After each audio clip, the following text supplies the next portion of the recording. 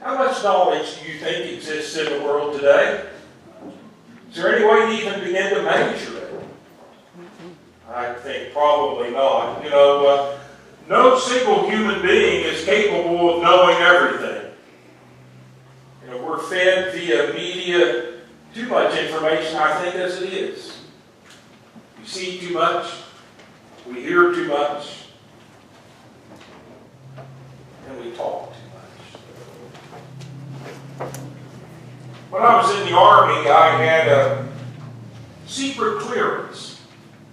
I had to have that because of the duty station and some of the things that I had, some information that I was privy to. And so I had access to certain information that someone without that classification had access to. And there were those in the unit where I served who had a top secret clearance. They were privy to information that I was not.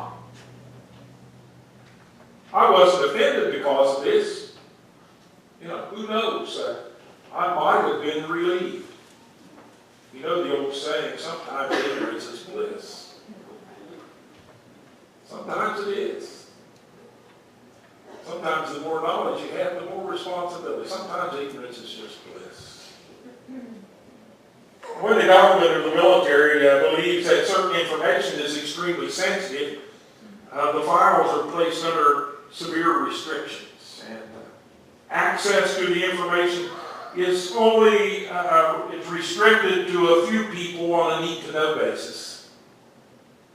But the government and the military aren't the only ones to restrict information. Parents also have some secret stuff. Stuff that they don't tell their children. They don't want their children to be burdened or to worry about things that children shouldn't have to worry about. And God likewise doesn't tell us everything. Perhaps for a similar reason. See, God has some top secret stuff. Acts chapter 1 verse 7. Jesus tells his disciples that there are some things they do not need to know. If it is not for you to know, he says, the times or the periods that it is not for you to know the times or the periods that the Father has set by his own authority. But in today's text, the disciples clearly need to know. And so what is it that they need to know? They've been in the temple together. And it's possible that the disciples had never been to the big city before. This might have been their first trip to Jerusalem. They had probably not wandered far from the Sea of Galilee, which gave them their livelihood and where they worked. So when you take country kids to the city for the first time, or bring some uneducated fishermen from the uncultured north, you're going to get kids or fishermen who are mighty impressed by what they see. Remember our first trip to Pittsburgh, Don? A couple of country kids from Fairmont.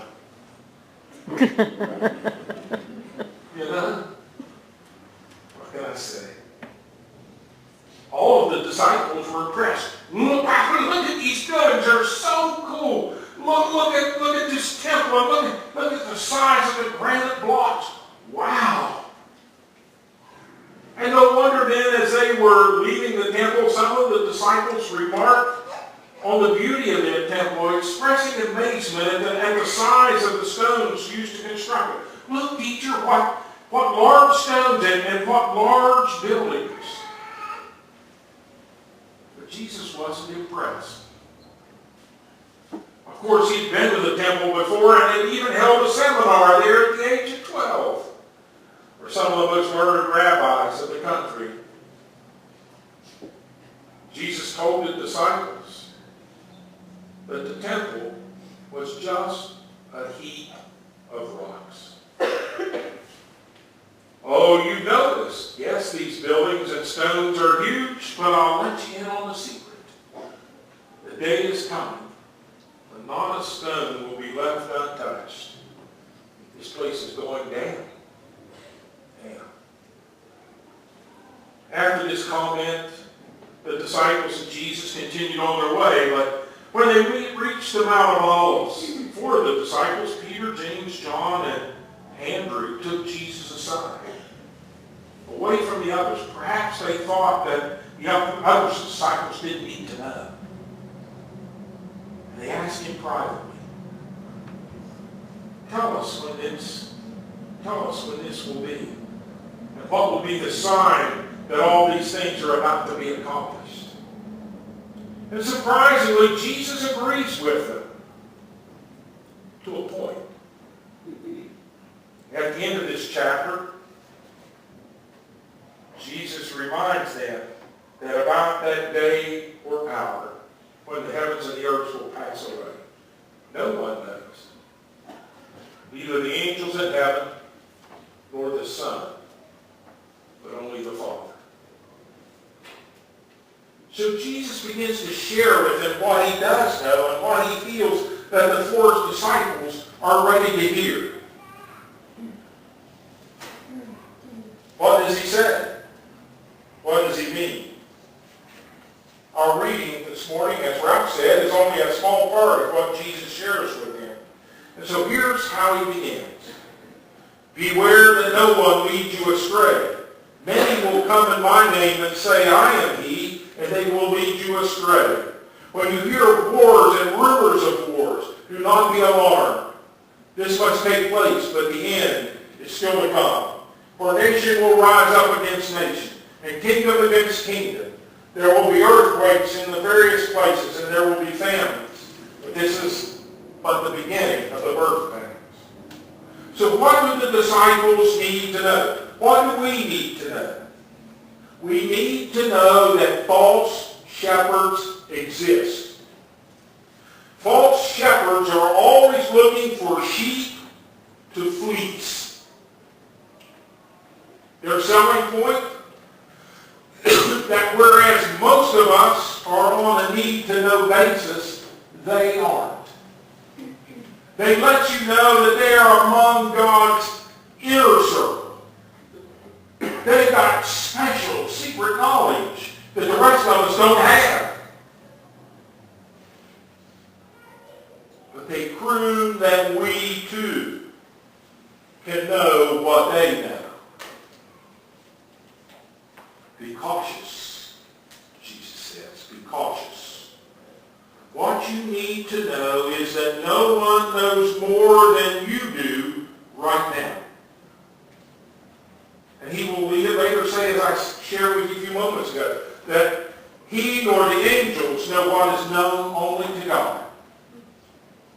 Be careful about signing on with a charismatic leader who claims to have knowledge that no one else has. Beware. Tell them. We need to know that faithfulness to God is not about buildings regardless of their size. The temple was beautiful. No doubt about it. But the temple was of stone and marble, and it was destroyed, and all that remains today is a wall.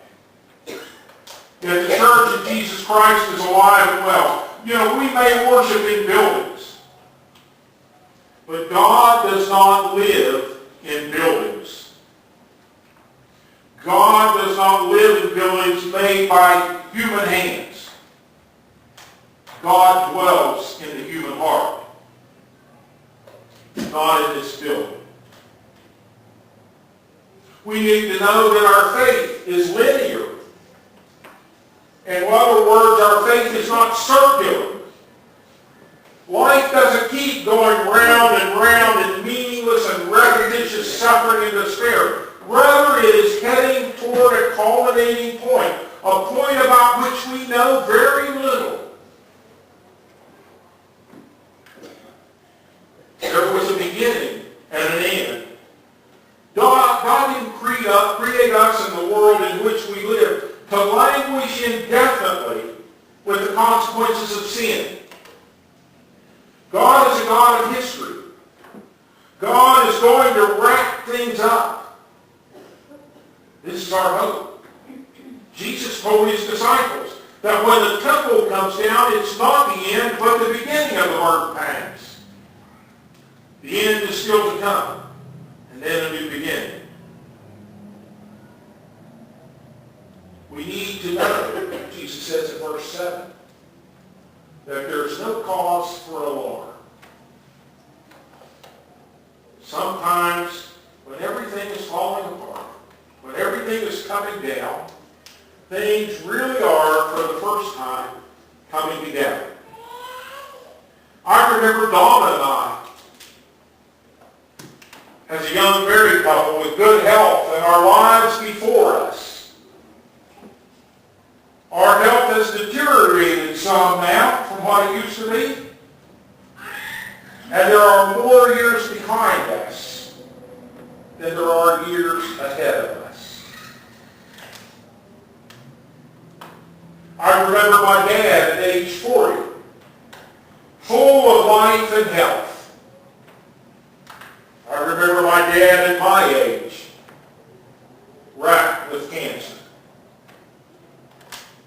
I remember our life and our friends on Apple Valley Road in Fairmont. I remember leaving our home and life in Apple Valley. With each of these events and others, one of the great buildings of my life was thrown down. Stones that had been so carefully placed and upon which I had built my life no longer stood one on another. Temples of my world had fallen. My world had changed. And my life would be different. We all build temples. No exceptions out there. We all build temples. And many of them come crashing down. Jesus reminds us that in the midst of the rubble, God is standing there, prepared to help us rebuild.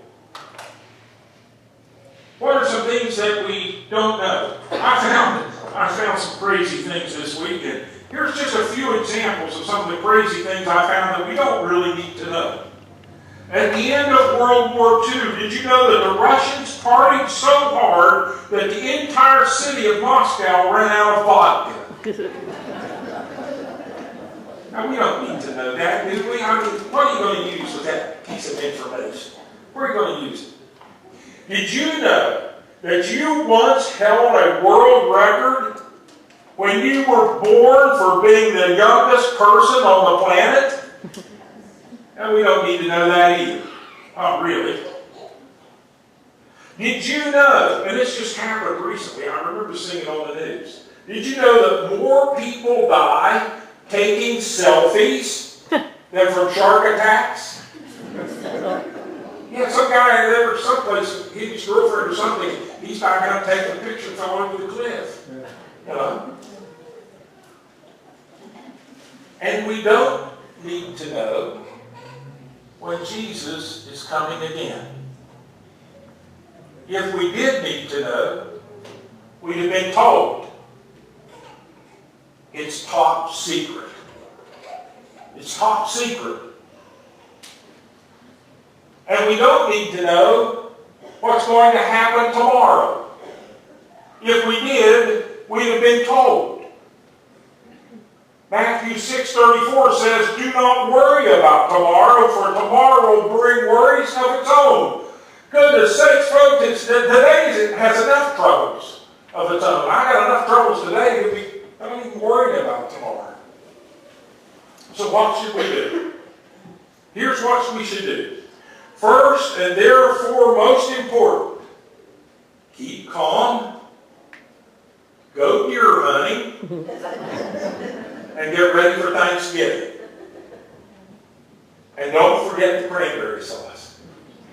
Can't have Thanksgiving without cranberry sauce. Second, be alert and watchful.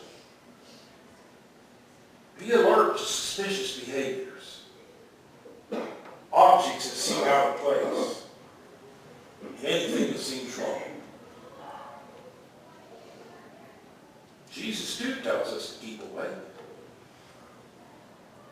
2 Sundays from now, we're going to celebrate the first Sunday of Advent. And as we approach a new year in the church calendar, and as we enter the Advent season, preparing for the celebration of the birth of the Christ child, we are reminded to keep awake.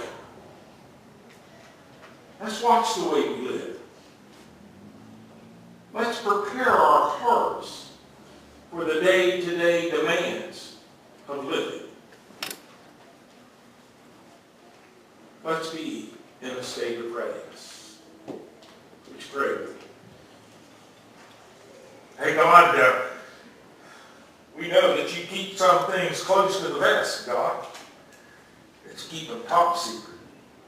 Only on a need-to-know basis, and not even your son or the angels know the day or the hour. And so, God, look upon us, your servants here, with so little knowledge, and yet trusting you. Might our faith in you grow and grow and grow. For we pray in Jesus' name.